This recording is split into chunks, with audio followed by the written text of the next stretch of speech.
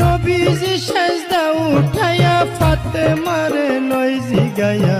শোনো শোনো মা জননী আমি কই তোমায়, ওরে শোনো আমার মা জননী একটা কথা তোমায় জিজ্ঞাসি, ঠিক ঠিক জবাব তুমি দিবা গো আমায়, তুমি ঠিক ঠিক জবাব দিবা, দুইটা হতে একটা নিবা, ছেলে চাও না উম্মত চাও কও তুমি আমায়, তুমি ছেলে চাও না উম্মত চাও, দুইটা হতে একটা নেও।